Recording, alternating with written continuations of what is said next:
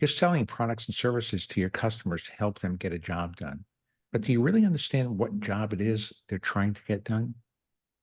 I like thinking about jobs to be done as a perspective. It's really a lens that you're looking through and to see the world of innovation differently. When you look through this lens, you think about markets differently, you think about customer needs differently, you think about market segments differently, and in a way that's really advantageous to the organization.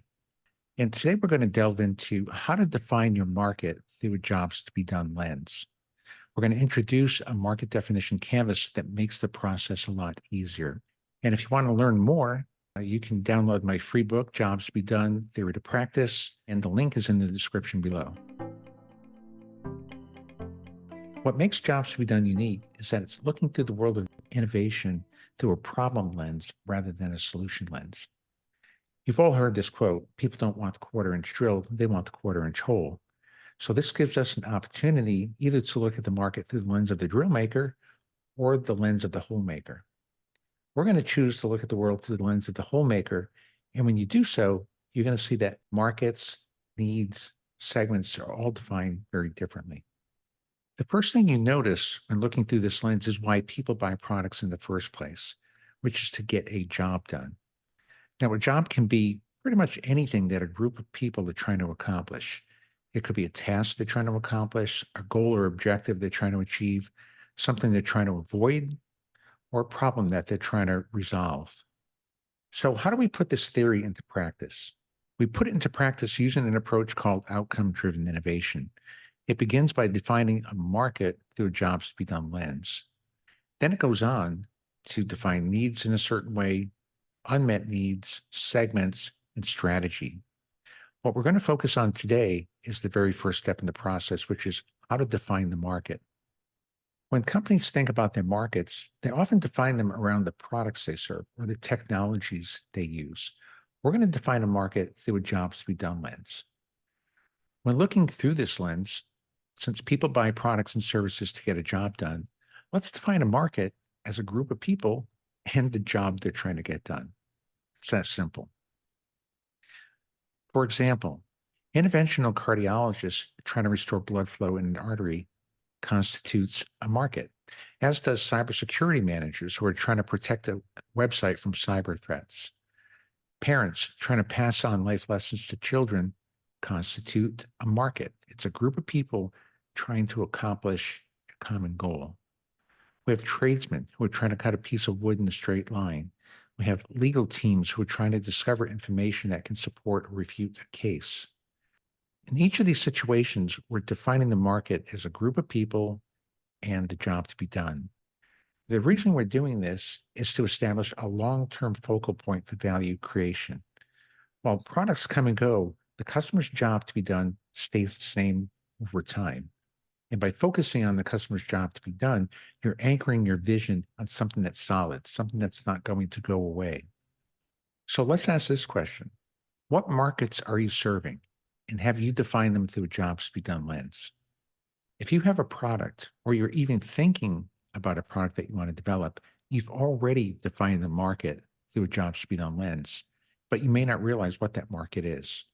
So how do you go from defining a market from a product lens to defining it through a jobs to be done lens?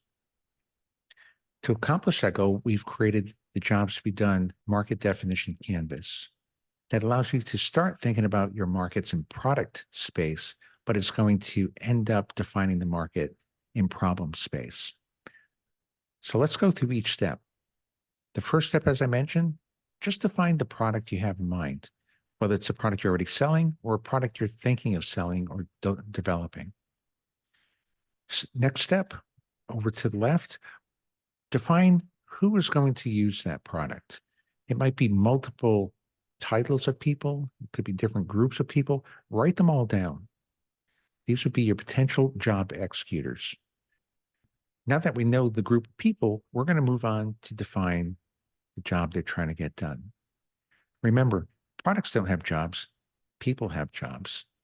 So we can start in step 5 by defining the function of the product. In step 6, we want to look at the other products they're using in conjunction and define the jobs they're trying to get done. In step 7, we're going to abstract it up to a level that incorporates all the pieces of the job that the customer is trying to get done. And we're going to call that the core functional job. Now we insert that into step 8, and we have both sides of the market definition, the group of people and the job they're trying to get done. So let me take you through an example. Let's look at what you may think of as the circular saw market.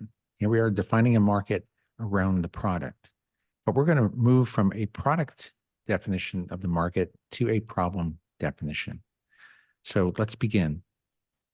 Going to step 2, let's define all the groups of people who may use a circular saw. We have roofers, framers, finish carpenters. We have electricians, plumbers, general contractors, and other.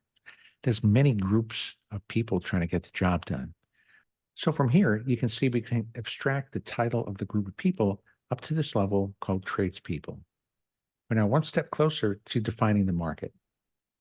Now we can start defining the job the customer is trying to get done with the circular saw. So if you go to circular saw users, you can find that they want to cut plywood, cut 2x4s, cut lumber. That's the function of the product itself. But is there really more to what they're trying to accomplish? Well, as you ask them the question, what other products do you use in conjunction with the circular saw?